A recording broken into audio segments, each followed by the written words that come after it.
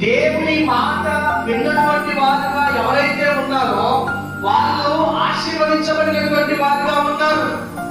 వాళ్ళ జనాంగము బలవంతులుగా చేయబడినటువంటి వారుగా ఉన్నారు. వారి వంశము దీవించబడుతూ వచ్చింది. తండ్రిగా ఉన్నటువంటి మొర్దెకై మాట విన్నటువంటి ఎస్తేర్ ఏమైంది? తన స్థాయి మారిపోయింది, తన స్థితి మారిపోయింది, తన బ్రతుకు మారిపోయింది. ఆశీర్వచము ఆమె భార్యగా రాణిగా చేయబడింది. ఏమైంది అంటే తన తండ్రి మాట, మొర్దెకై మాట ఆమె వింటూ వచ్చింది కాబట్టి తన జీవితంలో ఒక గొప్ప స్థాయిని దేవుడు అనుగ్రహించాడు. హల్లెలూయా. దేవుని మాట మనం విన్నటువంటి వారు ముందు పోయాము అని చెప్పేశారంటే,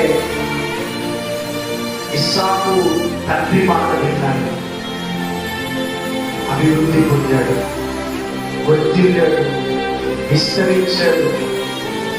ఇశ్రాయేలు జనాంగం ఆయన కొడుకులో నుంచి వచ్చింది. ఏమైంది? మనగా చదువుతున్నాం కదా, యథార్థవంతుల వంశము దీవించబడుతుంది అని చెప్పేశారు. మన వంశము దీవించబడాలి, మన వంశము దీవించబడాలి, నీ వంశం దీవించబడాలి, నీ కుటుంబం దీవించబడాలి అని చెప్పేశారంటే నువ్వు చేయాల్సింది ఒకటే, నీ దేవుని మాట నువ్వు విను. ఇంకో మాట చెప్తున్నాను, నీ తండ్రి మాట విను, నీ తల్లి మాట విను.